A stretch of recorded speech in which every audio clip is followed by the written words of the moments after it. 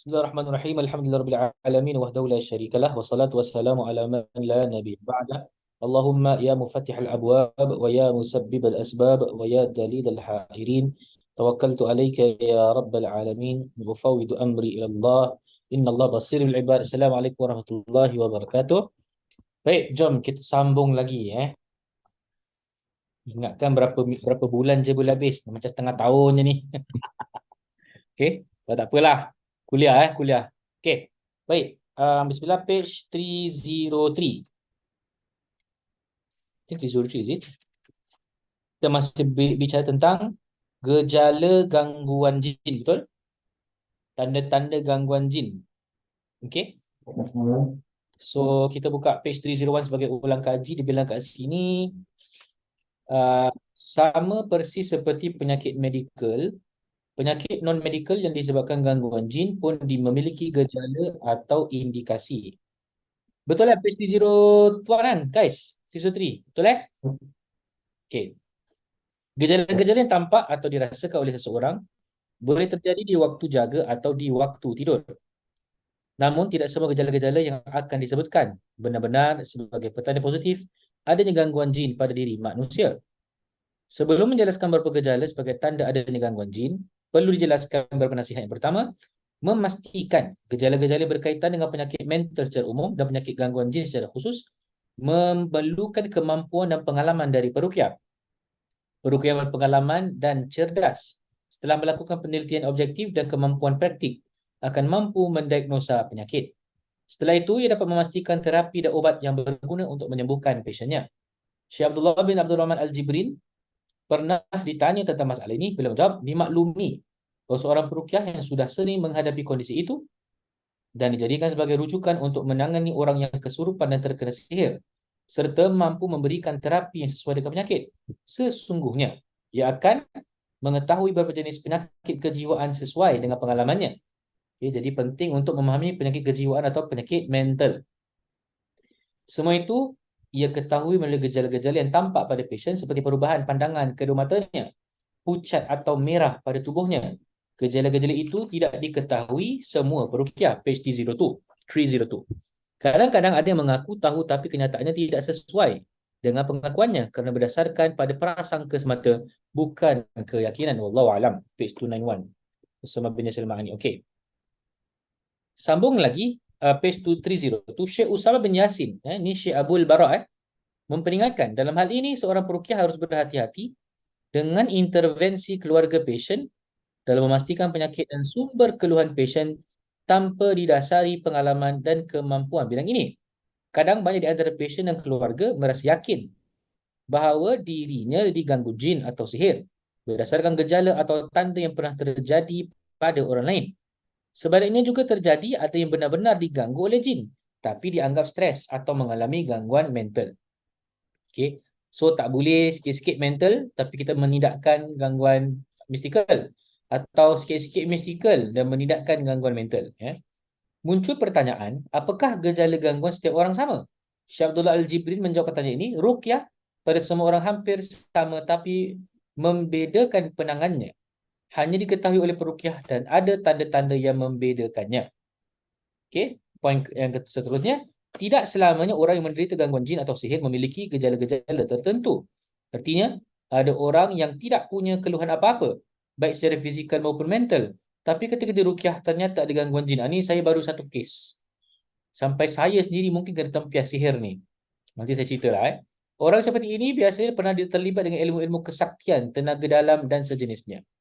Okay. Tanda-tanda orang yang diam, tak ada tanda-tanda tapi dulu pernah belajar ilmu-ilmu batin. Bila ruqyah jadi sesuatu. Ini problem. Boleh jadi juga. Gejala gangguan jin dengan gangguan jiwa, bahkan gangguan fizik kadang memiliki gejala yang sama. Oleh kerana itu harus dipastikan ada tidaknya gangguan medikal melalui berdiagnosis doktor, agar doktor yang ahli, spesialis, agar kemudian dapat dilakukan ruqyah syar'iyah sebagai deteksi untuk mengetahui ada tidaknya gangguan lain yang bersifat non-medikal. Okay, page 303. Seorang pasien sebaiknya melakukan konsultasi kepada seorang ulama atau peruqyah yang memiliki kapasitas syar'iyah untuk memastikan apakah gejala yang dirasakannya benar sebagai indikasi gangguan jin atau gangguan medikal. Sebaik-baiknya selalunya kalau klien saya tu saya biarkan mereka neutral. Bermakna jangan terlalu jam yang ni gangguan jin dan jangan terlalu cepat ini tak ada gangguan jin. Always be neutral, expect the unexpected lah. Kalau saya tengok klien macam kemaruk sangat dia gangguan jin sedangkan belum macam rukiah pun atau kata orang tu beria-ia sangat nak rukiah nak rekod example. Situ saya dah tahu. Okey, ni kemaruk sangat ni gangguan jin. Kan? Apa dah nak rekod? Tak payah rekod lah. Dia nak tengok yang dia ni seperti ada gangguan sebagai contoh. Okay. But again, there are certain cases yang dia beria-ia betul-betul memang ada gangguan. Atau dia beria-ia tapi tak ada gangguan pun. Dia yang macam membuat dirinya seperti dirasuk lah. Okay, point E. Gejala-gejala gangguan jin atau sihir dapat dikategorikan menjadi 3. Gejala di saat jaga, tengah sedar. Gejala di saat tidur, tengah tidur. Dan gejala saat diruqyah. So, these are the 3 main gejala atau simptom. Guys, ini saya tahu ni diambil dari kitab Syekh Wahid Abdul Salam Bali. Okay. Tapi Syekh Usama bin Yasir Al-Ma'ani pun ada sebut sedikit sebanyak. Jadi kita bacakan sama-sama. Bismillah. Sebagaimana telah disebutkan bahawa gejala-gejala berikut ini tidak selamanya dapat dipastikan secara positif sebagai indikasi adanya gangguan jin atau sihir. Gejala itu juga bisa dialami orang yang mengalami gangguan fizik atau mental secara medis. Okey, dia boleh jadi gangguan mental juga. Sekejap guys. Okey. Semua gejala akan disebutkan berdasarkan pengalaman penulis dan beberapa praktisi ruqyah, baik dalam maupun luar negeri seperti Syekh Usamah bin Yasin Al-Ma'ani, Syekh Abu Al-Bara. Beliau menjelaskan sekitar 24 gejala gangguan jin di saat jaga antara lain. Kita tengok 24 tanda ni ada ke tak ada di saat jaga, maknanya di saat tengah aktif lah, tengah bangun ni, tengah sedar, conscious. Okay. Yang pertama, suka bersedih disertai dengan rasa tercekik dan sulit bernafas. Okay. Kedua, egois dan suka mengisolasi diri disertai dengan rasa benci terhadap orang yang paling baik, paling dekat dan paling mencintainya. Okay, kadang-kadang nampak dia ada perbezaan kalau ini adalah gangguan apa? Gangguan mental kan? Tiga, malas melakukan aktiviti seperti malas belajar, malas bekerja dan lain-lain. Kenapa? Kenapa malas? Kemungkinan gangguan ain. Keempat, malas beribadah, khususnya solat dan membaca atau mendengarkan Al-Quran. Kelima, merasa nyaman dengan tubuh, pakaian dan tempat yang kotor. Ini pun dah macam tanda orang yang sakit mental ni. Keenam, suka linglung, bengong, pelupa, suka putus asa, gampang marah, cepat frustrasi dan suka mengucapkan kata-kata menyakitkan. Negatif lah senang cakap. 7, tertawa dan menangis tanpa sebab. Ini semua tanda-tanda seperti orang gangguan mental, betul? Sama lagi, page 304. Ke-8, suka kesurupan atau kejang-kejang ketika marah atau ketika sedih. Kesurupan kat sini bukan bererti rasukan jin aja tau. Bermakna apa? Kalau sawan, epilepsi. Ke-9, selalu merasa pusing. Pusing yang berkepanjangan tanpa dapat dipastikan sebabnya secara medik. Asyik pening pergi spesialis pun spesialis tak tahu kenapa pening kepala ni. Ke-10, suka gelisah, suka cemas dan ketakutan. Dia empat emotions tu dia berkecamuk lah. Antara happy, sedih, marah dengan takut. Ke-12, mengalami pendarahan bagi wanita tanpa diketahui sebab mediknya. Okay, ini saya dah pernah rawat. Sembelit kronis, sulit buang air besar tanpa diketahui sebab medikalnya. Ni makna tanpa diketahui sebab medikalnya bermakna dah bawa pergi doktor. Dan bila dah bawa pergi doktor, doktor tak boleh identify. Okay. Next, rasa sakitnya berpindah-pindah dari satu anggota tubuh ke anggota tubuh lainnya. Ni dapat rasa tau macam pergerakan dalam badan. Kemudian berpindah bengkaknya tu, example. 15, adanya bisikan-bisikan yang menurun kepada kekufuran dan perbuatan syirik atau menimbulkan keraguan pada akidah. Okay, again, ni pun boleh jadi gangguan mental, betul? Poin 16, suka berbuat maksiat dengan berbagai cara dan sarana. Okay, tak maksiat tak boleh, mesti nak buat dosa ni. Ke-17, makan dan minum secara berlebihan, aka rakus. 18, benci suara secara berlebihan kepada peruqyah dan tidak suka mendengar kedatangannya atau tidak suka dibawa ke tempat ruqyah. Depends, kadang ada orang perasaan tak ada jin, dia macam ia ada jin. So dengan nama Ustaz Nurdin je dia menyampah. Saya baru ada kes macam itu. Geram saya. Okay. 19. Terasa sakit di punggung atau di lutut dan terlihat memar, maknanya bengkak, berwarna hitam kebiru-biruan, khususnya di lengan dan peha, tanpa dapat dipastikan sebab medikalnya. Okay. Contohlah, dia ada lebam-lebam, pergi doktor, dia cakap, you have no blood problem. Okay. Kemungkinan ni gangguan mistikal. Selalu merasa diawasi orang lain atau merasa ada orang lain dalam dirinya. 21. Mendengar atau melihat hantu yang melintas dengan cepat atau melihat cahaya, hayalan dan sejenisnya. Dah nampak shadow figure kan? Makhluk-makhluk pelik-pelik. 22. Susah tidur, cemas dan merasa tegang. Nak tidur je rasa tak boleh tidur. 23. Merasakan sakit pada anggota badan tertentu tapi tidak bisa dapat dideteksi oleh medis atau tidak dapat diatasi oleh pengobatan medis. Sakit, pergi doktor, masih tak dapat identify. Dan bila ruqyah, hilang. Ni saya nak cerita dengan awak ni lah. Baru-baru ni. Kalau you guys dengar podcast episod Ustaz Ruk di Sihir, tajuknya tu kan. So, actually tak tahulah kena sihir ke tak kena sihir. Betul dia. Apa saya, you know me what. Kalau jadi pun dengan izin Allah kan. Maknanya Allah ujilah. So, saya rawat this guy. Pendekkan cerita this guy ni, dia gangguan dia ni, dia rasa dia punya bahagian kanan, setengah dada dengan arm, tangan dia ni semua rasa cocok-cocok. Dah masuk 10 hari lah. Dah masuk seminggu 2 minggu gitu. Asal dia ni, dia masuk dalam toilet, tiba-tiba ada $50 jatuh. Dia nampak orang masuk tau. Orang tu jatuhkan $50, orang tu keluar. So dia nampak tu $50, dia ambil dengan tangan kanan dia. Bila dia ambil, baru start tangan dia bengkak. So I said, you know me lah, I tak cepat-cepat mengatakan yang ni gangguan sihir ke apa kan. So saya tanya, you ada tanda-tanda gini ke? Di standard yang saya tanyalah, senang cakap. Masalahnya tak ada. Okay, then tak apa kita ruqyah. Masalah bila ruqyah, certain verse yang dia dibacakan, dia nangis. Tapi saya tak nak cepat jump to conclusion lah. Maybe dia nangis tak sengaja kot kan. Atau apa-apalah. Masalahnya dia nangis pada tempat yang sepatutnya ada gangguan. Itu yang saya pelik tu. Okay, tak apa. Baca, tiba-tiba saya ambil jari, saya tunjuk kat bahagian tangan sini.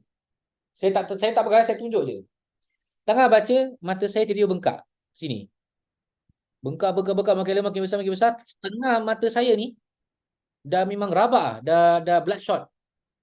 Saya dah habis ruqyah, saya dah rasa tau, asal je sakit macam panas-panas gitu Dah habis ruqyah, family members tengok saya. Ustaz, kenapa mata Ustaz macam gitu? Saya macam tengok, tempat ni kotor ke, ada abuk ke? Masalah tak ada. Tak ada satu tanda pun. Terus saya menafas dah start berat. Lepas tu saya keluar, pasal lepas tu ada ruqyah pukul 6 dengan pukul 8. Sampai je kat Marsiling for next ruqyah tu, saya call college, saya cancel. I cannot breathe and my mata kira teruk ah. Dah macam bloodshot rabak punya. Kan macam mata tengah sepit, macam allergy reaction lah gitu kan. Jadi dah gitu, saya pun dinasihatkan isteri saya suruh pergi doktor. Dan doktor cakap apa tau? Allergic reaction. Saya tak faham kat mana.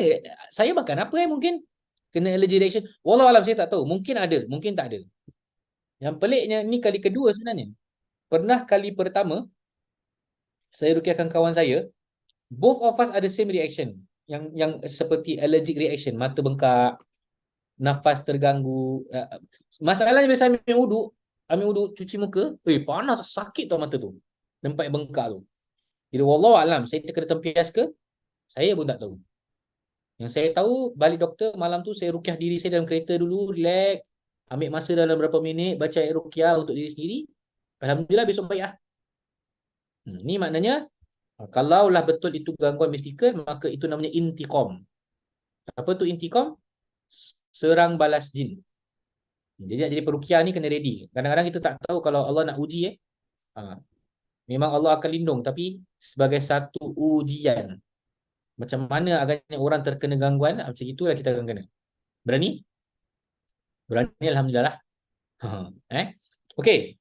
Baik, sambung lagi page 305.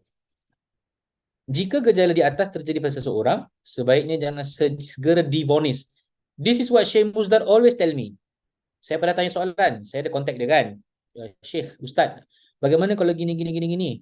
Dan dia cakap kemungkinan gini, gini, gini, gini. Dia tanya balik, oh begitu. Syekh Muzakir ingatkan anak. Ingatkan saya lah. Ustaz, jangan divonis tentang keadaannya.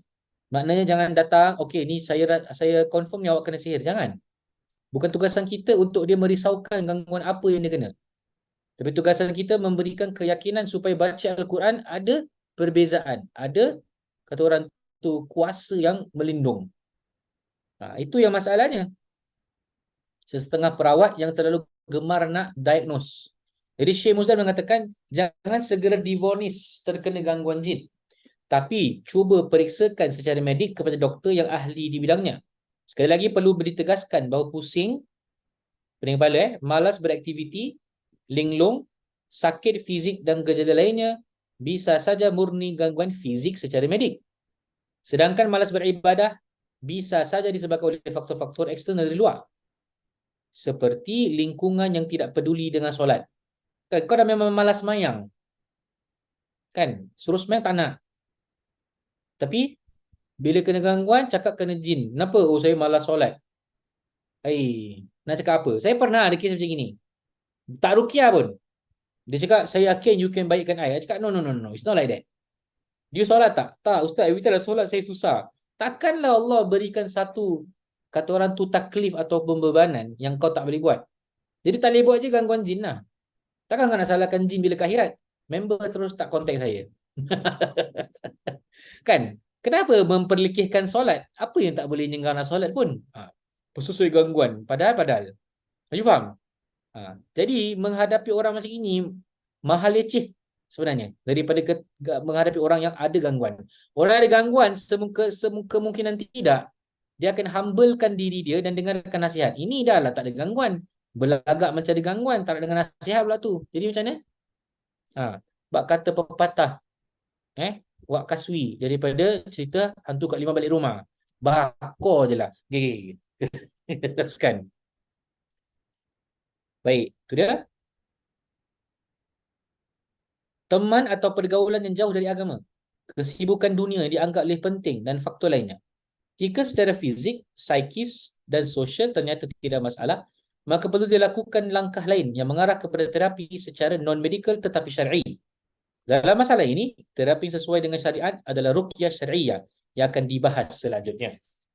Now, tanda-tanda waktu tidur. Apa tanda-tanda? Yang pertama, bila kita baca, sama seperti gejala di waktu jaga, maka gejala di waktu tidur pun tidak selama accurate menunjukkan kepastian adanya gangguan jin.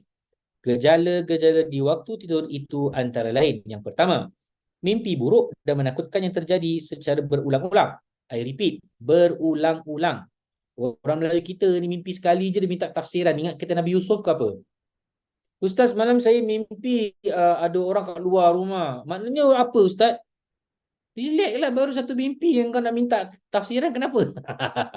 Tapi hakikatnya ramai orang macam itu. Jadi kita kena berhadapan.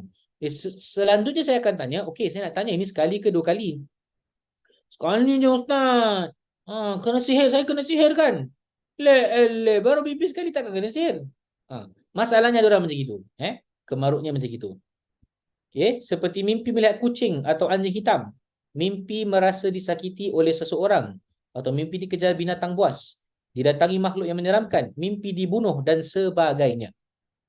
Okay? Mimpi binatang is not a good sign tu actually. Mimpi any binatang is not a good sign. Why? Kerana jin kalau nak hadir, dia dalam bentuk binatang selalunya. Okay? Nombor dua, tidur sambil berjalan alias ngigau, sleepwalking. Okay? Again, it can be medical, it can be apa? Mystical. Ketiga, adanya gerakan refleks saat tidur. Seperti kaki menendang atau tangan memukul dan lain. Macam orang mengigau lah kan. Keempat, berkata-kata, ketawa, merintih atau menangis saat tidur. Mengigau lah kira. Page 306. Mimpi diperkosa atau disetubuhi. Ni normal lah. Kalau gangguan jin asyik. Atau sering bermimpi melakukan hubungan seksual tanpa dipaksa. Okay, not the good sign. Every week mesti mimpi macam itu. Oh, tu memang ada jin tu. Manusia normal takkan ada that kind of mimpi lah. Mimpi basah ni, minta maaf. Keseringan mimpi atau sendiri tidak wajar seperti 3 kali dalam seminggu atau bahkan setiap malam. 3 kali malam. Dah tanda rabak dah tu. Bukan tanda yang normal. Keenam, gigi beradu di waktu tidur sehingga menimbulkan suara kerak kerak kerak kerak kerak gitu. Ada orang yang gesek-gesek gigi. Okay, I don't know the answer for psychological ataupun medical terms tau. But I think there is Ketujuh, mimpi seolah-olah jatuh dari ketinggian. Jatuh tempat tinggi. Kenapa? Saya ada baca ada setengah yang mengatakan kalau yang ganggu tu jin toyar. Toyar maknanya jin terbang. Bukan tayar. Tayar tu tayar kereta Jin toyar ni maknanya yang terbang. Kenapa? Jin-jin terbang ni dia akan buat kita dia angkat kita dia jatuhkan. Macam gitu. Wallahu taala alam again. Yang Maha mengetahui pun Allah. Tugasan kita bukan nak mengkonfirmkan atau kata pepatah bahasa Indonesia bukan memvonis. Bukan menvonis Disambung. Semua gejala-gejala ini hanya berdasarkan pengalaman yang terjadi di lapangan. Tidak semuanya bererti pasti dan positif terganggu. Artinya, boleh saja gejala-gejala tersebut menjadi indikasi penyakit lain yang bersifat medik. Tapi jika hal itu membuat seorang merasa tidak tenang, maka cubalah dikonsultasikan kepada peruqyah yang berpengalaman dan memiliki kapasitas syar'i. Wallahu a'lam bishawab. Syekh Musdar suka seorang peruqyah tu seorang berilmu, aka asatizah lah. Okey. Now tanda-tanda ketika diruqyahkan. Di kalangan praktisi ruqyah, gejala sewaktu diruqyah sering disebut reaksi. Reactions Ketika dibacakan ayat-ayat Al-Quran, maka terjadilah reaksi yang tidak wajar. Reaksi-reaksi itu sebagiannya telah disebutkan secara terpisah dalam buku ini atau secara khusus dibahas bab ruqyah, baca fiqh ruqyah, diagnosa, terapi dan hukum. Itu next buku saya rasa. Nak kena saya nak buat apa tu? Bedah buku fiqh ruqyah. Fiqh ruqyah lah buku pertama yang saya diizinkan Syekh Muzdar. Ini buku nombor 2. Fiqh Alam Jin. Fiqh ruqyah tu saya pernah. Ni salah satu murid kat sini ni Solehan, mana Solehan? Solehan ni salah satu murid juga. Pada awal-awal saya bedah buku tu lah. Kalau berminat, why not kan? Cuma saya rasa bukan 3 bulan ni this time. Saya rasa kena buat kuliah ruqyah. Siapa nak join silakan. Dan bayaran tengoklah macam mana. Kan? Jangan mahal sangat. Saya letak $200 sebulan. Tak pengsan. Siapa nak belajar? Tak? Berapa yang ni lah. Yang saya rasa okey. Baik. Gejala atau reaksi menunjukkan adanya gangguan jin saat diruqyah antara lain. Yang pertama, pengsan secara tiba-tiba saat dibacakan ruqyah atau kejang otot. Kena observe kadang ada orang bidik tau. Nak tahu orang pingsan betul dengan orang pingsan bidik ni kan. Orang kalau pingsan betul, usually kalau dia pingsan kita kasih bau wangi kan, you tengok hidung dia. Kalau dia tak gitu kan, okay, tu maknanya pingsan bidik. Orang pingsan betul, dia punya nose dia akan KO sekejap. Dia tak sadar. Kedua, berteriak dengan keras atau menangis. Depend juga. Ni nak kena pengalaman. Diorang berteriak atau menangis dia lain sikit tau. Macam mana cakap kita apa? Mata mendelik-delik ke kiri dan ke kanan. Maknanya mata dia tu bila tutup, macam dia punya eyeball tu macam bergerak-gerak kiri kanan gitulah. Urat leher tegang dan dada membusung. Leher dia macam nampak tegang dan nafas dia start macam gitulah. Kedua mata memerah secara tidak wajar. Macam saya ruqyahkan orang tu, saya terkena kan, tiba-tiba mata saya merah. Apa hal? Siapa kena sihir sekarang ni kan? Kekuatan fizik melebihi kekuatan normal. Gerakannya tidak wajar dan biasanya gerakan itu bertumpu pada perut. Perut membengkak secara tidak wajar. Page 37, dada menjadi sesak, muntah atau sekadar mengeluarkan air ludah sahaja, macam ada benda nak keluar gitu. Tubuh bergetar dan bergoyang-goyang dengan keras dan dia bukan buat-buat, guys. Contoh saya kita masuk relax. Bukan macam gitu. Tapi dia ada spasms. You tahu spasms is something yang you tak boleh control. Bila baca Quran ada spasm, you tak baca, tak ada spasm. From dia kita tahu, gangguan ni. Why dia reactive to ayat Quran? Macam gitu. Okay. Pada sebagian kes, suara berubah secara total atau mengeluarkan suara-suara aneh. Betul? Mengeluarkan jurus-jurus kungfu. Gerakan-gerakan binatang seperti ular, monyet, harimau dan sebagainya. Itu sebab martial arts. yang kalau mengambil bentuk-bentuk binatang-binatang ni dan ada kebatinan-kebatinan, siapa yang ngajar? Faham? Eh? Siapa lagi makhluk yang boleh jelma jadi binatang? Kalau bukan jin kan? Allah Ta'ala alam. Baik, page 308, tajuk baru. Jin tidak mengetahui keghaiban. Bermakna, you rasa jin boleh tahu ke benda-benda yang berita-berita yang kita tak tahu? Ha, Okey, jom kita baca. Jin memang makhluk gaib kerana wujud aslinya tidak dapat dilihat oleh manusia manapun kecuali para nabi. Sebagaimana kata Imam Syafi'i ketika mengomentar ayat 27 surah Al-A'raf. Tapi sifat dan karakter jin seperti itu tidak automatik membuatnya dapat mengetahui hal-hal yang bersifat gaib. Biarpun jin gaib, tak semestinya dia tahu berita-berita gaib. Contoh, dia boleh tahu bila kiamat. Kenapa ada tu perawat perukiah yang famous kat TikTok tu, dia bilang jin kasih nasihat pada bulan 23 September gini gini gini. Apa dia menyampah perawat-perawat macam itu tau.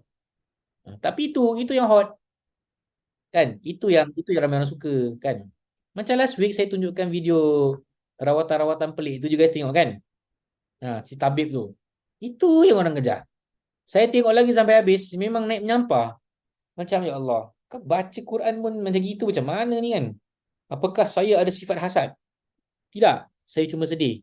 Kerana orang-orang yang bukan berilmu ini, yang memegang jawatan, kata orang tu bermuamal dengan benda gaib. Okay. So Allah berfirman suratul Jin. A'udzu minasyaitonir rajim. Alimul ghaibi fala yuzhiru ala ghaibihi ahada illa man irtada min rasulin fa innahu yasluku min baini yadayhi wa min khalfihi rasada. Surah Al-Azim bermaksud dia adalah Tuhan yang Maha mengetahui ghaib, maka dia tidak akan memperlihatkan kepada seorang pun tentang ghaib kecuali kepada rasul yang diredainya. Maka sesungguhnya dia mengadakan penjaga-penjaga itu malaikat di muka dan di belakangnya. Page 309 sama juga dalam surah tu Al-An'am ayat 59, ba'da a'udzu billahi minasyaitonir rajim. Wa 'indahu mafatihul ghaibi la ya'lamuha illa hu wa ya'lamu ma fil barri wal bahri wa ma tasqutu min waraqatin إلا يعلمها ولا حبة في ظلمات الأرض ولا رطب ولا يابس إلا في كتاب مبين. Surah Al-Azim. Dengarkan yang Allah cakap Dan pada Allah lah terdapat kunci-kunci semua yang gaib. Tidak ada yang mengetahui kecuali dia sendiri. Dan dia mengetahui apa yang ada di daratan dan di lautan. Dan tidak sehelai daun pun yang gugur, melainkan Allah tahu. Dan tidak jatuh sebutir biji pun dalam kegelapan bumi. Dan tidak sesuatu yang basah dan yang kering, melainkan tertulis dalam kitab yang nyata, Lauhul Mahfuz. What is Lauhul Mahfuz? Dia papan tanda di langit ketujuh yang menjelaskan everything. Lauhul Mahfuz ni dia menjelaskan everything, fate, nasib, qada-qadar tu, apa yang berlaku semua kat situ tahu. Okey. Baik. Dan sebuah hadis diriwayatkan oleh Bukhari bahawa Rasulullah SAW bersabda, kunci-kunci masalah gaib itu ada 5. Dan tidak seorang pun mengetahuinya kecuali Allah. Dan beliau membacakan ayat surah Luqman ayat 34. Sesungguhnya pengetahuan tentang hari kiamat hanya pada Allah. Dan dialah yang menurunkan hujan dan mengetahui apa yang ada dalam rahim. Dan tidak seorang pun yang dapat mengetahui dengan pasti apa yang akan diusahakannya esok. Dan tidak seorang pun yang dapat mengetahui di bumi mana ia mati. Sesungguhnya Allah mengetahui lagi maha mengenal. 5 benda yang tak ada orang tahu melainkan Allah. Okay, yang pertama dia cakap apa? Pengetahuan tentang hari kiamat, 1. Yang kedua, bila turunnya hujan, 2. Yang ketiga, apa yang ada di dalam rahim. Keempat, tidak seorang pun dapat mengetahui dengan pasti apa yang berlaku esok. Yang kelima, tak ada pun tahu di bumi mana dia akan mati. Wa matal nafsun bi ayyi ardi tamut. Kau boleh tahu awak mati di bumi mana? Yang tahu Allah dan apabila dikabarkan kepada malaikat maut. Okay, page 310.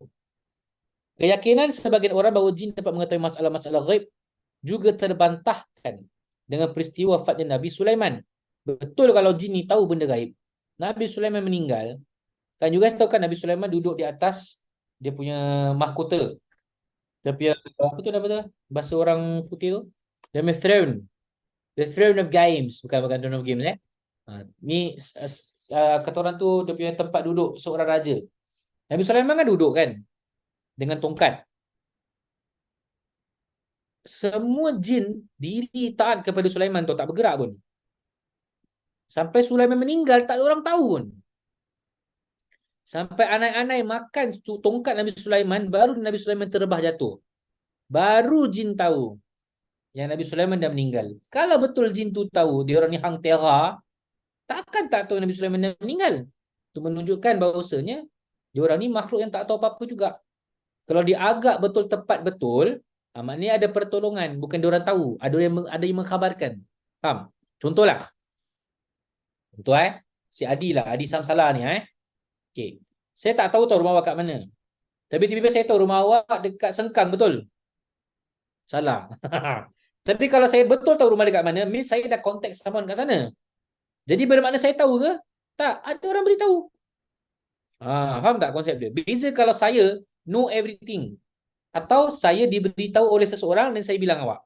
Jadi jin ni dia bukan know everything. Dia diberitahu sebenarnya. So jangan takut dengan jin lah, senang cakap. Dia orang ni bukan tahu pun. Dia orang tahu, dia takut dengan awak yang ilmu tinggi. Okey, sama lagi. Peristiwa wafatnya Nabi Sulaiman disal pada jin-jin yang diperintahkan beliau terus bekerja tanpa mengetahui bahawa jasadnya berdiri di hadapan mereka itu sesungguhnya telah wafat. Sampai akhirnya tongkat yang digunakan Nabi Sulaiman dimakan binatang rayap. Binatang rayap maknanya ni anak-anak. Sehingga beliau jatuh. Barulah jin itu sadar bahawa Nabi yang mereka patuhi itu telah meninggal dunia. Ini dalam Al-Quran tahu, surah Sabah ayat 14. Ini ayatnya fa'un syaitan rajim. فَلَمَّا قَضَيْنَا عَلَيْهِ الْمَوْتَ مَا دَلَّهُمْ عَلَى مَوْتِهِ إِلَّا دَابَّةُ الْأَرْضِ تَأْكُلُ مِنْ سَأَتَهُ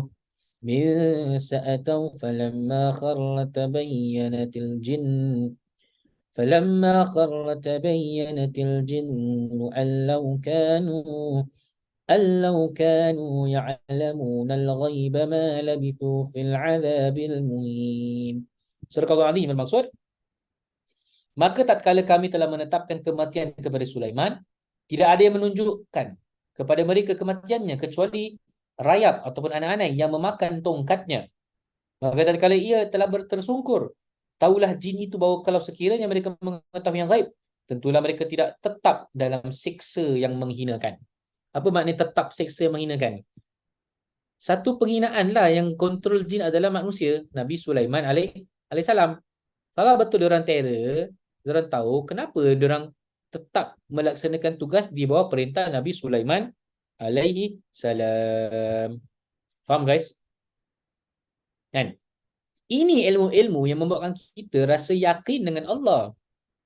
Kan? Kalau tak dipelajari ilmu seperti ini, ayat Quran seperti ini, jadi kita takut dengan jin.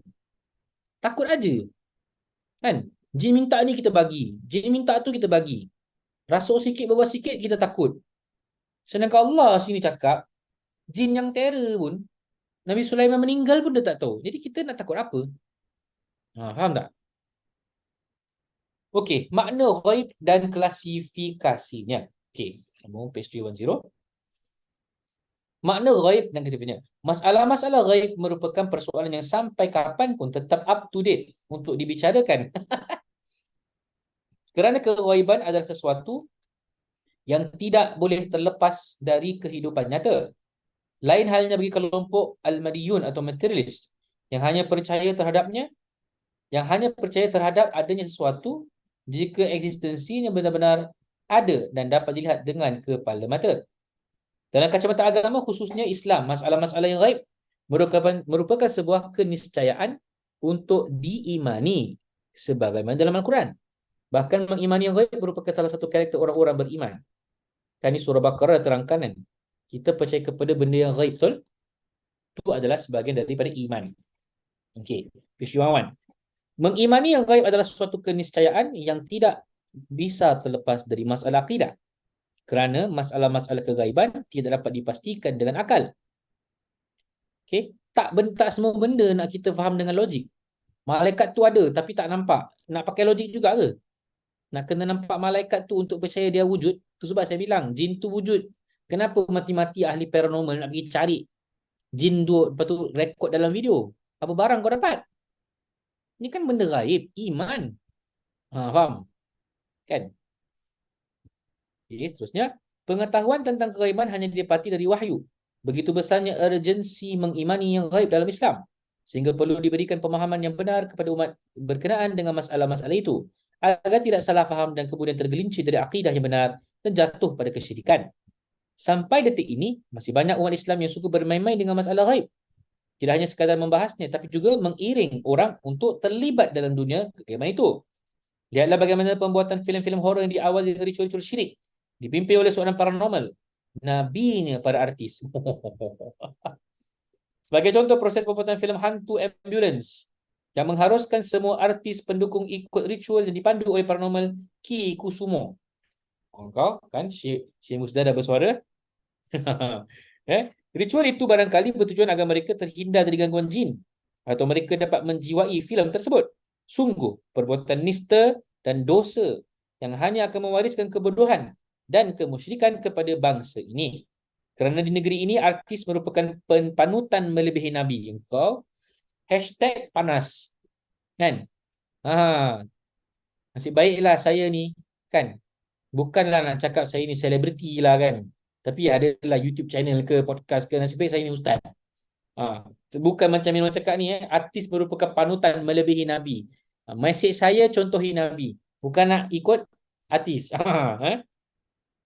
Setiap dilakukan seorang artis merupakan justifikasi pembenaran sehingga boleh peristiwa itu dianggap baik bagi siapa pun untuk melakukannya. Itu sebab belum ada orang yang berani buat video kan menyangkal apa Caprice cakap dengan that perawat tu. Perawat tu sorry, saya betul tak berkenan dengan caranya lah.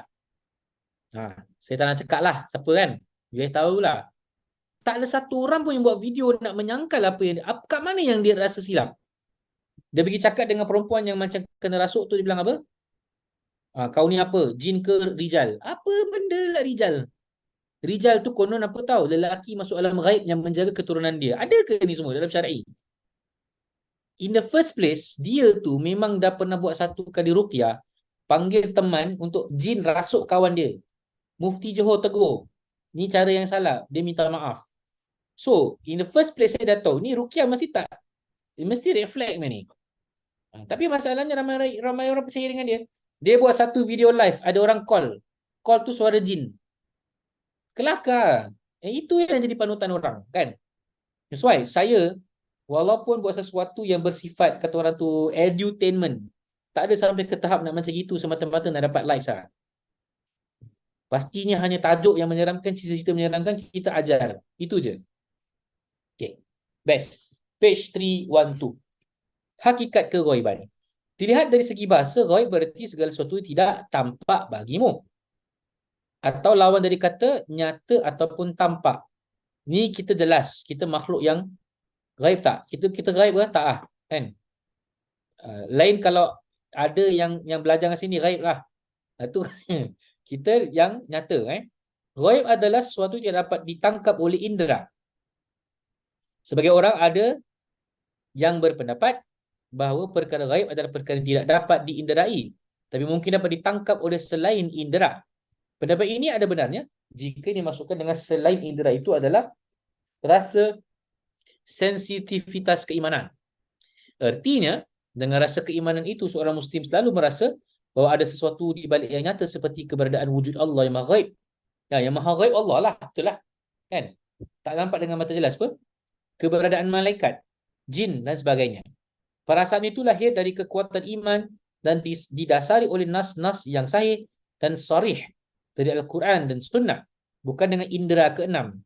Seperti dipahami banyak orang Islam, tidak mengenal istilah indera keenam. No such thing, sixth sense. Islam tak acknowledge sixth sense pun sebenarnya. Kan? Kalau saya sebagai ustaz bilang, saya pada hari ini selaku peruqyah syar'i, saya dah boleh nampak jin. Awak semua ikut saya tak? Tinggalkan. Ustaz Nurdin dah start macam gitu, ini red flag besar. Jangan ikut. Tiba-tiba saya mimpi jumpa Rasulullah. Rasulullah bilang, saya dah level, sebenarnya saya dah pengganti Isa alaihissalam. Tiba-tiba. Korang ikut tak? Ni confirm korang cakap ni ustaz suara gila. Okay? Jadi you tahu kat mana dia punya limit. Faham? Tapi sayangnya masyarakat kita ada tak tahu limit. Kan? Terlalu kemaruk sangat. Okey, sama lagi. Allah memperingatkan dalam surah Al-Isra ayat 36, ba'da'udzu billahi minasyaitonir rajim, ولا تقف ما ليس لك به علم إن السمع والبصر والفؤاد كل أولئك كان عنه مسؤولا. Surah Al-Azim. Dan janganlah kamu mengikuti apa yang kamu tidak mempunyai pengetahuan tentangnya. Sesungguhnya pendengaran, penglihatan dan hati semuanya akan diminta dipertanggungjawabkan. Macam mana ni? Ke akhirat Allah tanya ni semua. Jadi jangan sembarangan. Artinya, jangan ikut-ikutan menggunakan istilah indera keenam. Apalagi menganggap diri sendiri sebagai pemiliknya. So, macam mana? Perukiah yang kita tengok kat TikTok tu dia bilang tau ada six sense macam mana ni? Yang ikut. Saya ada six sense. Wallahi tak ada six sense. Tak ada. Saya dengan awak semua sama je. Beza kita pengalaman je. Pengalaman merukiah itu saja dengan mungkin ilmu lah. Mungkin kat sini ada ilmu lebih dahsyat daripada saya lah. Ada beza apa lagi? Tak ada. Kan? Ilmu banyak pun tapi amal soleh beza kan? Ada yang di kalangan awak yang amal soleh lebih dahsyat daripada saya. So, does that make me a professional perukiah yang handal? Tak ada. Kat mana yang saya cakap rawat dengan saya boleh baik? Saya tak pernah cakap. Kan? You rawat sendiri itu jauh lebih berkesan. Saya datang ajar baca, lainnya mesti ada beramal sendiri-sendiri. Itu pun dengan keyakinan dan kesedaran. You baca ruqyah untuk halau jin. Ingat jin tak ganggu, makin ganggulah. You niatkanlah baca Al-Quran ni minta dengan Allah supaya Allah bantu kita. Barulah insya-Allah pelan-pelan ada usahanya. Jadi kadang-kadang kita nak suruh solat pun tak nak solat. Macam mana nak baik? Solat susah ustaz, ada cara lain tak? Ha? Solat susah ada cara lain ke tak? Nak cakap pada muka ke tak tu kena gangguan? Ha kan? Kalau mulut saya kasar je pada muka kena ganggu. Takkan nak cakap macam itu, tak boleh, Okey. Apalagi menganggap diri sebagai pemiliknya. Dalam anggapan itu, syaitan pasti ikut menjadi provokator yang akan membuat siapa saja hilang fikiran jernihnya. Once kalau you rasa, you yakin you ada power ni kan, six sense lah, boleh nampak-nampak lah, syaitan automatically akan make you feel special. Dan dia akan, kata orang tu, influence you, bahawasanya siapa tak ikut you, diorang tak ada ilmu sama macam you ada. Padahal you kena gangguan. That's what happened to orang-orang yang ajaran sesat. That's what happened to them. They are so like confident. This confidence comes from syaitan. Dan benda salah tu bagi diorang betul. Dan siapa tak tahu maknanya ada orang scaremonger. Awak tak ada ilmu ni, awak tak tahu. Sedangkan benda gaib, ini semua Allah dah terangkan dalam Al-Quran. You faham? Kan? Contohlah, saya ni seorang dukun. Saya bilang awak semua tak tahu apa yang saya tahu. Awak tak belajar seperti saya belajar. Awak tak berani. Diorang akan scaremonger you lah. Awak tak berani duduk bertapa di kubur dan lepas isyak sampai subuh. Saya berani. Sebab saya tahu. Padahal kau nak bangga dengan benda salah, buat apa?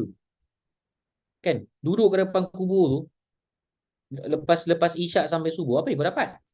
Sedangkan ni amalan-amalan yang jin tuntut. Kalau nak ilmu. Saya semalam saya buat IG live. Ada satu buku kena cover memang biasa. Buku Faizal, betul. Risalah Pelebur Jin Leluhur. Dia ajarkan, dia bilang lah ada satu ritual. Benda-benda ritual gaib kalau nak duit banyak. Antaranya apa tahu? Uh, ritual ni blorong kata. Sate tu, daging gagak tu kan. Nak jual tu mesti dalam keadaan bogel. Malam-malam pukul 12 kat hutan. Okay. Tunggu kat situ dengan satenya. Nanti akan datanglah hantu Pontianak ke pocong ke apa datang nak beli, dia akan bagi duit, kita bagi dia sate. Masalahnya ke Indonesia masih ada orang buat. Kalau tak dikabarkan kita pun tak tahu. That's why kat Indonesia banyak amal-amal seperti ini. Kat Singapura pun dulu banyak. Karut marut ni semua Okay guys, page 313. Secara syar'i ghaib berarti segala sesuatu yang disampaikan, diberitakan oleh Rasulullah sallallahu alaihi wasallam berupa hal-hal yang tidak dapat diketahui oleh indera di alam nyata seperti wujud Allah, malaikat, jin, segala yang berhubungan dengan akhirat dan hal-hal yang hakikat keberadaannya hanya diketahui oleh Allah Subhanahu Wa Taala. Cuma bezanya kan, sebagai seorang peruqyah, saya yakin lebih dengan benda-benda gaib ni kerana pengalaman saya dengan orang ada gangguan jin ni, boleh tahu tau orang ni wujud, jin ni wujud. Faham tak?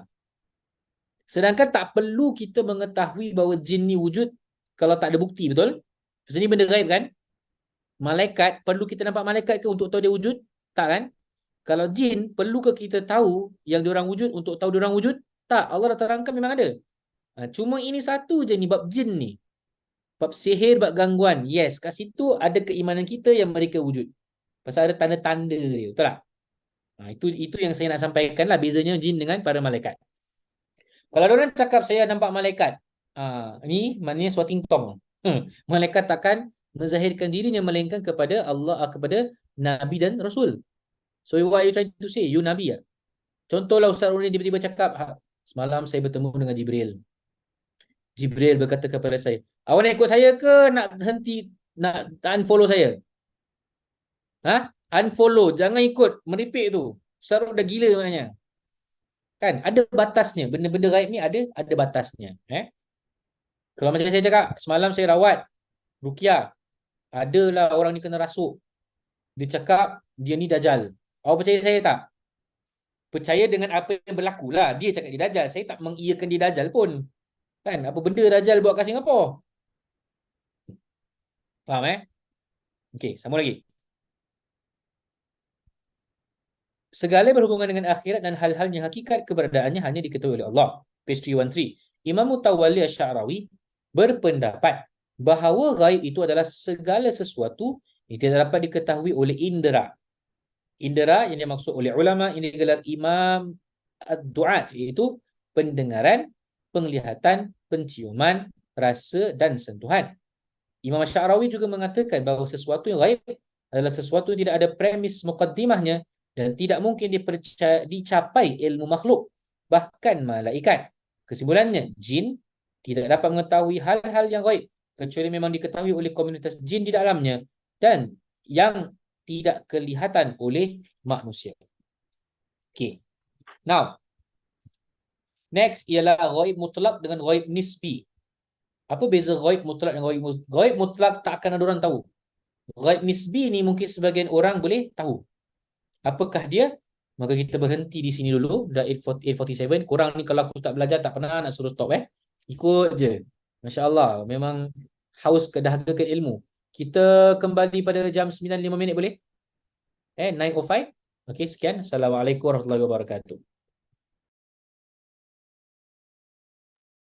Alright, bismillahirrahmanirrahim. Assalamualaikum warahmatullahi wabarakatuh. Let's continue. Ghaib mutlak dengan ghaib nisbi. So, ada yang lain belum sampai, kita boleh dengar. Okey, kegaiban yang hanya diketahui secara pasti oleh Allah dan tidak memiliki premis muqaddimah adalah ghaib mutlak. Seperti ajal, rezeki, jodoh, nasib dan seperti apa yang disinggung dalam Quran dalam surah Al-An'am ayat 59. Ini menjadi hak prerogatif Allah. Tidak seorang pun dapat mengetahuinya dengan pasti. Termasuk jin atau setan yang membantu para dukun, paranormal dan peramal dalam praktiknya. Dan jika ada orang yang berusaha untuk memaksakan diri untuk memastikannya, berarti ia ingin memasuki wilayah yang menjadi hak Allah untuk memastikannya. Jika ini merupakan peristiwa pembangkangan kepada Allah sekaligus kebodohan. Hal ini kerap muncul saat ini di televisyen, di mana paranormal dan peramal tidak sungkan-sungkan mengaku bahawa dia dapat mengubah nasib seseorang atau menentukan jalan hidup orang lain seperti memilihkan pekerjaan yang cocok dengan hari lahir dan sebagainya. Tapi ada juga kegaiban yang dapat diketahui oleh sebagian manusia yang tidak diketahui yang lain. Ini disebut ghaib nisbi. Gaib mutlak tak akan tahu melainkan Allah. Kalau gaib nisbi ni ada sebagai orang yang tahu. Iaitu sesuatu yang diketahui oleh A tapi tidak diketahui oleh si B. Sesuatu yang dapat diketahui oleh jin tapi tidak terlihat oleh manusia. Kan? Macam saya cakap tadi lah. Saya tahu Adi Samsalah tinggal Tampines. Example. Bukan Tampines juga kan? Salah juga. Tapi kalau saya tahu, tanpa kata orang tu cara yang logik lah. Okay? Adalah mungkin disebabkan pengetahuan jin. Jin memberitahu saya lah gitu. Imam Syarani mencontohkan, jika saya kehilangan sesuatu, saya tidak tahu siapa yang mencuri. Ini masalah ghaib bagi saya. Kadang polisi pun tidak tahu siapa yang mencurinya. Tapi bagi orang yang mengambil barang itu, ia tahu bahawa pencurinya adalah dirinya sendiri. Orang yang menjadi tempat penitipan barang curian itu juga tahu siapa pencurinya. Orang yang menjadi penadah barang curian juga tahu siapa pencurinya. Kata beliau, perkara-perkara seperti inilah yang mungkin diketahui oleh manusia. Ini pula yang menjadi obsesi para dukun dan orang-orang meminta bantuan setan, agar mereka dikatakan sebagai orang yang mengetahui keghaiban.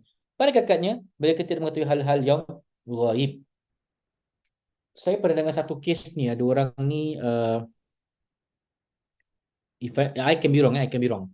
Kes orang ni hilang, kemudian dapat tahu sebenarnya mati kena bunuh dengan this Adrian Lim. Pernah dengar kes Adrian Lim? Kan pendukun daripada Toa Payoh tu kan?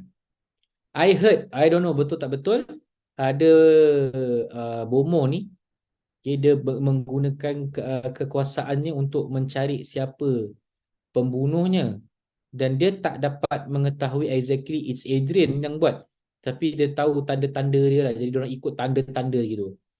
Tapi yang memberitahu tanda tu mungkin adalah, kalau dia guna bomo, kita tahulah caranya tu menggunakan bantuan jin. Okey. Jin yang dimintai informasi oleh dukun, peramal dan paranormal untuk membantu mereka dalam mengungkap sesuatu yang gaib hanyalah sebatas gaib nisbi atau gaib idafi. Adapun gaib mutlak, hanya Allah memiliki kuncinya dan tidak diberikan kepada makhluk manapun dari bangsa jin dan manusia kecuali kepada hamba-hamba yang diridainya, itu para nabi dan juga para rasul. Faham bab gaib nisbi dengan gaib mutlak? Faham Okey, tajuk baru, jom. Page 315. Interaksi jin dengan manusia. Di Rasulullah SAW bersabda, sesungguhnya syaitan selalu hadir dalam semua urusan salah seorang kamu. Sampai-sampai ketika makan pun ia hadir. Maka apabila jatuh suapan makanan kamu, hendaklah mengambilnya serta menyingkirkan kekotoran yang ada padanya dan memakannya. Janganlah ia membiarkan makanan itu tidak untuk setan, dan jika sudah selesai, hendaklah ia menjilat jari jemarinya, kerana sesungguhnya ia tidak mengetahui di makanan yang mana keberkahan itu ada.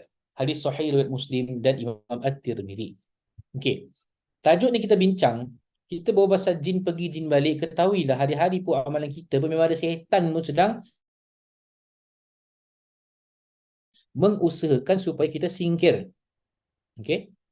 Baik, kan? Keterlibatan jin dalam dunia manusia tidak dapat dipungkiri, walaupun secara kasar mata kita tidak dapat menyaksikannya.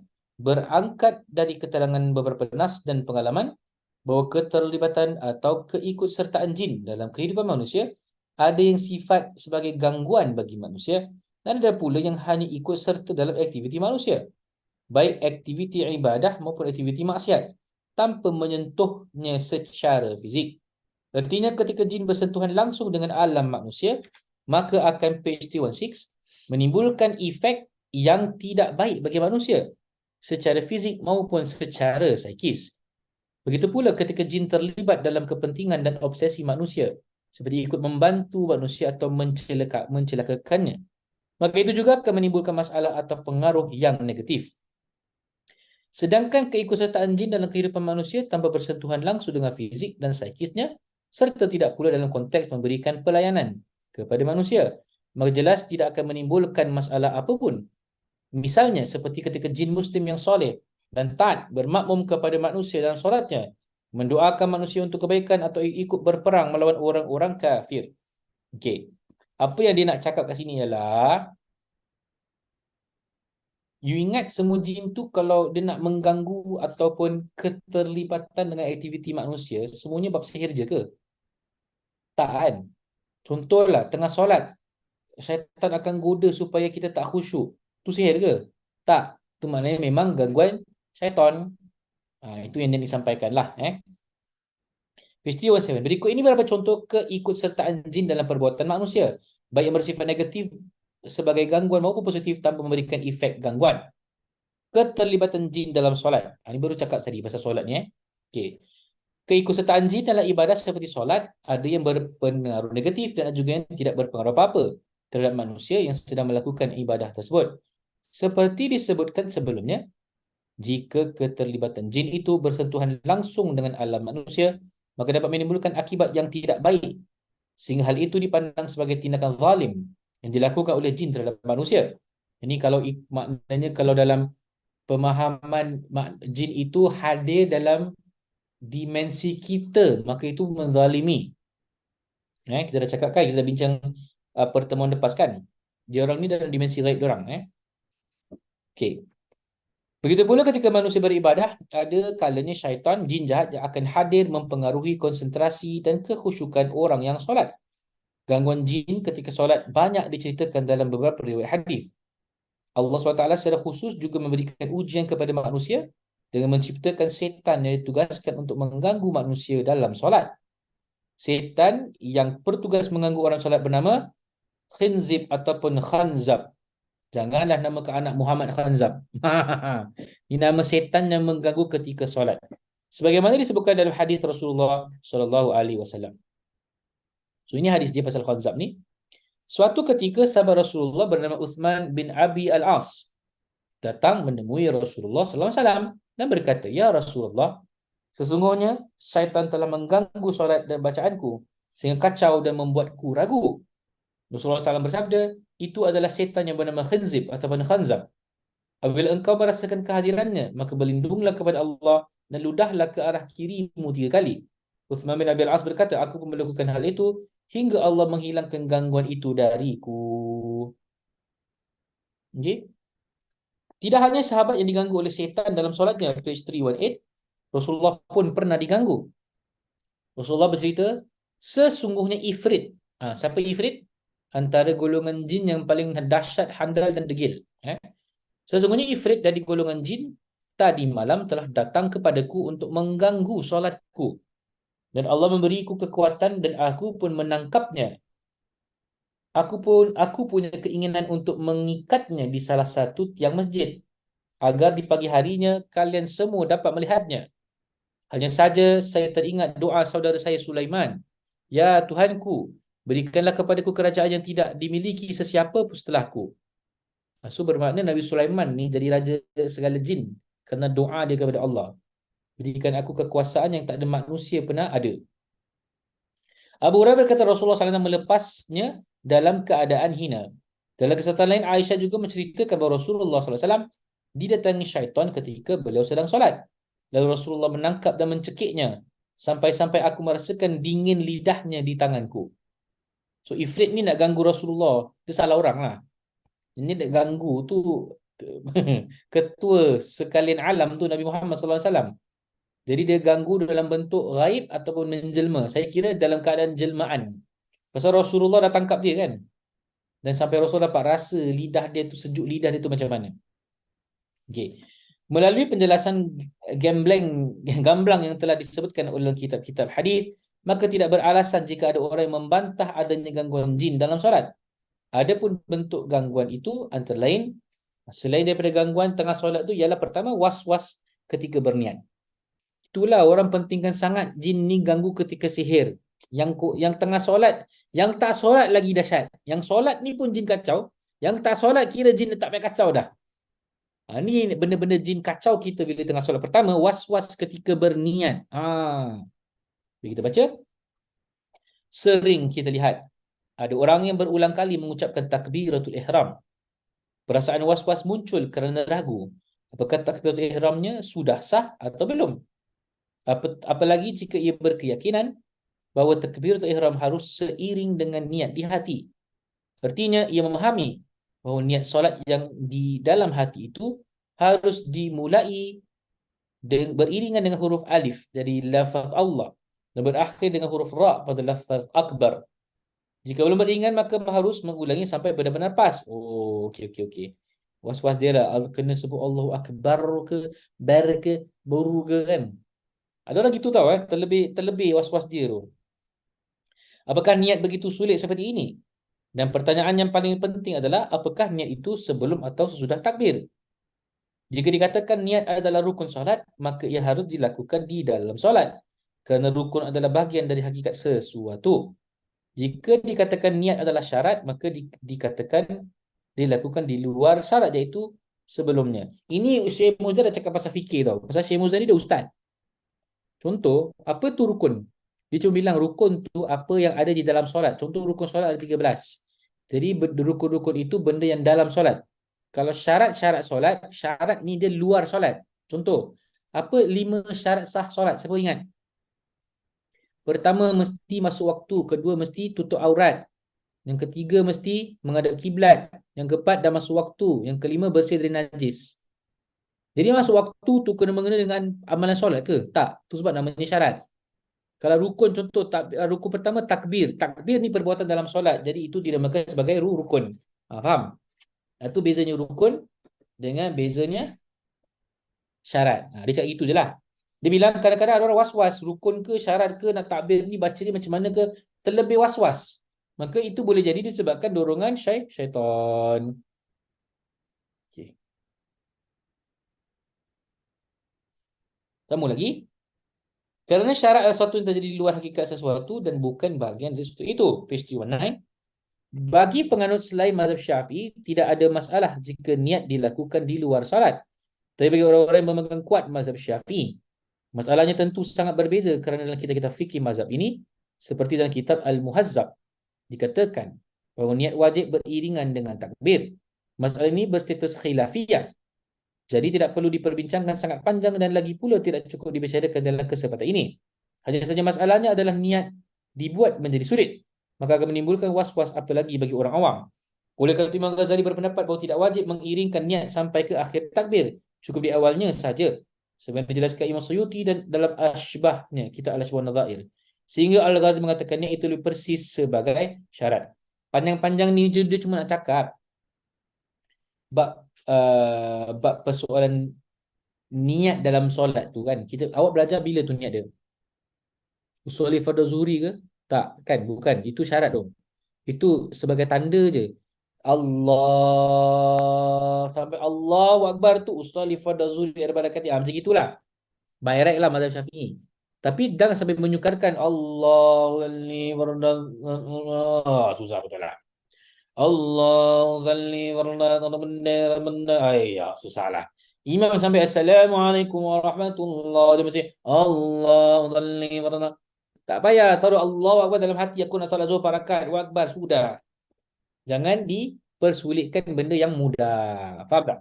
Itu je yang nak Syekh Musdar Imam Ustaz Muzan nak cakap Kedua, apa yang syaitan membuatkan atau mengganggu kita? Tidak fokus ketika membaca Al-Fatihah dan ayat lainnya. Kadang ada rasa ragu menyelinap dalam hati. Apakah saya sudah membaca Fatihah atau belum? Jadi bila ragu ni datang daripada dorongan syaitan. Atau ketika membaca suatu ayat, kita sering merasa tidak membacanya. Atau salah sambung ke ayat yang lain. Sehingga timbul rasa ragu dan was-was. Inilah yang dialami sahabat Rasulullah SAW.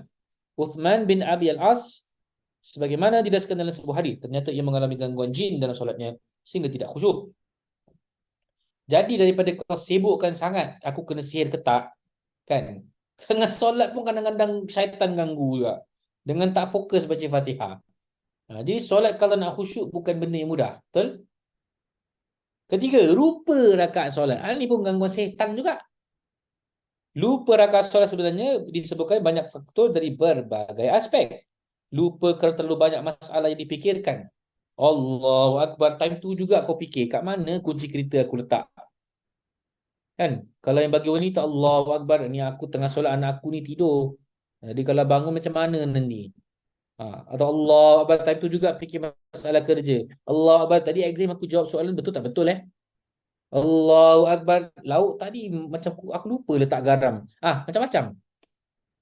Ini memang setan ni pukulan. Tak payah jauh lah nak sihir awak pun. Tapi inilah hakikat benda yang dia laksanakan supaya kita tidak khusyuk dan jauh dari Allah. Itu dia. That's why kita sebut a'udzubillahi minasyaitonir rajim.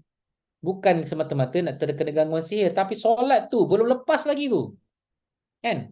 Macam mana nak let's say lah kalau kena gangguan. Solat tu kena perbetulkan dulu, baru insya-Allah akan baik. Ni tak sibuknya pergi jin balik, jin mimpi, jin gitu, tapi solatnya tak diperbetulkan. Kan? Rakaat pun lupa baca Fatihah pun teruk. That's why saya cakap kalau bila jadi gangguan, essence pertama peduli kita lihat adalah solat. Sempurna tak solat tu? Oh taklah Ustaz, susahlah solat. Saya nak jadi perawat yang jadi yang membaikkan saya. Kau carilah perawat yang membaikkan awak. Carilah. Tak ada. Kalau dia percaya perawat boleh baikkan you, itu namanya syirik kecil. Membaikkan adalah Allah. Faham Okey, jadi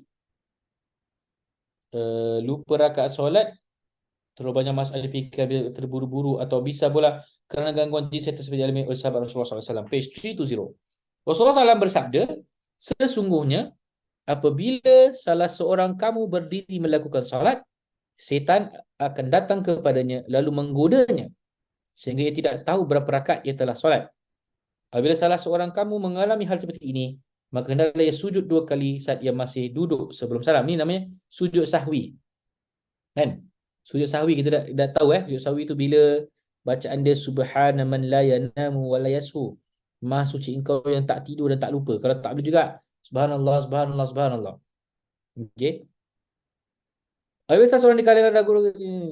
seorang di antara kamu ragu-ragu dalam solatnya sehingga tidak tahu berapa rakaat ia telah solat, 3 rakaat atau 4, maka hendaklah ia membuang keraguannya dan tetap terhadap apa yang dia yakini. Kemudian hendaklah ia sujud 2 kali sebelum salam. Okey, jom kita bincang pasal yakin versus syak. Syak ni maknanya ragu.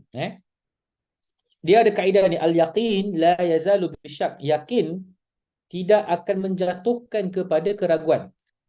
Contoh, awak tertanya, aku ada wuduk ke tak Sekarang ni awak tertanya, aku ada wuduk ke tak Jadi kita kena tengok apa itu yakin, apa itu syak. Contoh, awak yakin, tadi aku ambil wuduk lah. Yakin, betul? Sekarang persoalan timbul, aku ada wuduk ke tak? Jadi mana yang lebih utama? Yakin ke syak? Yakin. Pasal memang awak ingat tadi memang awak dah ambil wuduk dah tadi. Now, kedua. Awak memang tak ambil wuduk ni, awak tiba persoalan. Aku dah ambil wuduk ke belum Yakin awak tak ambil wuduk. Ragu awak rasa macam dah ada wuduk ni. So ambil yakin ke ambil ragu? Yakin awak belum ambil wuduk pun dari tadi. Faham tak? So apa yang diterangkan di sini antara yakin dengan ragu ikut keyakinan. That's how we fikir. Maknanya ingat balik kat mana yang awak dah buat. Ragu tu datang dah buat ke belum? Tapi yakin kepada yang dah buat. Faham? Itu satu kaedah yang baru belajar lah rasanya awak semua ni kan. Pernah belajar dengan ustaz tak hukum fikir semayang ni tak pernah ni semua ni jin fighter je, jin slayer semua ni Okay, jadi itu kaedahnya yang diterangkan. Oleh sebab saya suka baca buku macam ini. Awak bukan belajar pasal jin je tau, awak belajar pasal hukum-hukum keagamaan, hukum fikir kan, betul tak? Okey. Baik. Poin yang keempat, ingat terhadap sesuatu. Seringkali sesuatu yang dicari sebelum solat tiba-tiba muncul dalam fikiran saat solat. Betul tu. Dah lah awak hilang kunci kereta, tak tahu letak mana. Tengah sembahyang tu juga awak teringat, kat mana aku letak? Allah, rakaat kedua. Tengah rukuk, jangan-jangan dekat dalam sofa. Sami Allahu liman hamidah, dah cek tadi sofa tak ada. Sujud Allahu Akbar. Tadi aku balik first aku buat apa ni? Allahu Akbar. Sembahyang dia tu namanya sembahyang kunci. Bukan sembahyang isyak lagi, sembahyang kunci namanya. Dah beri salam, dah akhir tu baru kan, baru teringat. At-tahiyyatu lah dekat situ Assalamualaikum warahmatullahi betul. Sebab kalau barang hilang, pergilah sembahyang 2 rakaat mutlak. InsyaAllah dapat tahu tu kat mana benda kau hilang. Pada time tu juga yang kau akan fikir kan. Okay. Padahal sebelumnya sudah dicari-cari tapi tidak ketemu. Ini adalah ulah syaitan yang berusaha membuyarkan konsentrasi kekhusyuan seseorang. Rasulullah SAW bersabda, apabila dikumandangkan azan, syaitan akan lari terbirit-birit sambil terkentut-kentut. Kental apa? Sehingga ia tidak mendengar suara azan. Apabila suara azan selesai, ia kembali lagi. Apabila iqamah dikumandangkan, ia lari lagi terbirit-birit. Oh, baru faham kenapa kalau rumah kosong tu azan bagus. Biar diorang terkentut-kentut. Prep. Apabila selesai iqamah, dia kembali lagi untuk membuat lintasan-lintasan fikiran dalam diri seorang seraya berkata, ingatlah ini dan itu, yakni terhadap sesuatu yang sebelumnya ia tidak ingat sehingga orang itu tidak tahu berapa rakaat ia telah solat. Betul, tengah solat ni lah demi fikiran wild-wild tu datang kan. Yang tak pernah kau fikir, yang kita terfikir-fikirkan. Allahu Akbar. Nak sarapan apa jadi Tengah tak sebenarnya aku tak fikir tau nak sarapan apa. Allah ruku Allahu Akbar kat kedai Melayu tu sebelah tu aku tengok ada kedai India ada prata. Sami Allahu liman hamidah, prata tak liar pedas ah. Sujud Allahu Akbar. Tu ada mie Cina tu, mie Cina yang Chinese noodle tu sedap tu fish pan noodle. Sampai tahiyat, okay, tak apa aku nak makan prata juga. Elah prata juga.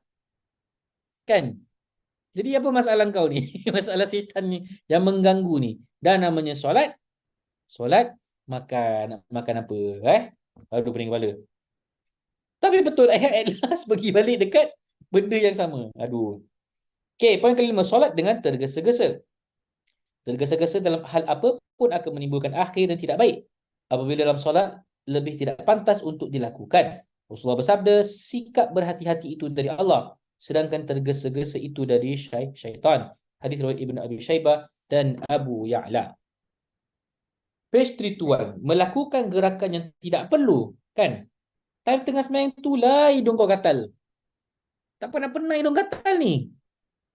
Kata sebagai ulama, tingkatan minimal dari khusyuk adalah menghadirkan hati dan menenangkan anggota tubuh.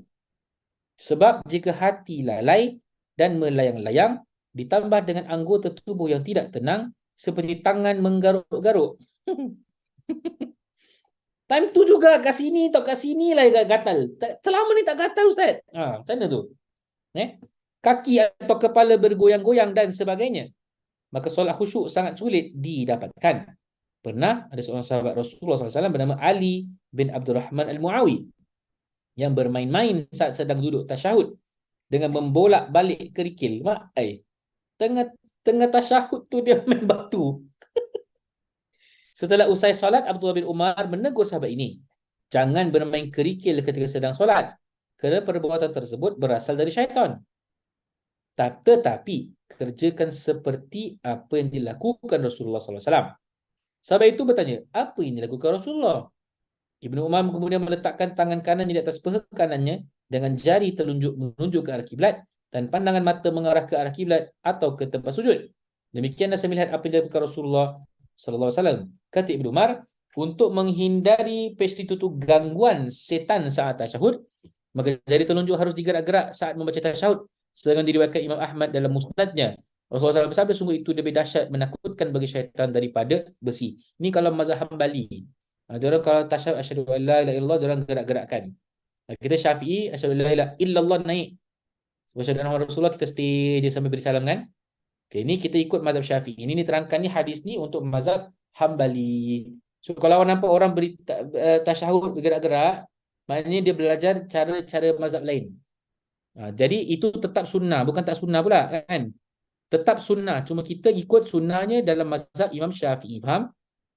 Kita tak payah gaduh. Okay. Page 323 pula. 323. Maksud hadis ini adalah bahawa menggerakkan telunjuk tasyahud sangat pedih dan amat menyakitkan bagi syaitan daripada pukulan besi. Kerana perbuatan menggerakkan telunjuk itu menunjukkan bahawa seorang hamba mengakui keesaan Allah dan perkara ini paling dibenci oleh syaitan. Bermakna solat dan jari bergerak ni dalam mazhab Hambali, itu satu perkara yang ditakuti oleh syaitan. Okey, dah 9:31. Wallahu taala alam bisawab. Okey, ada banyak lagi ni tengah tajuk best ni.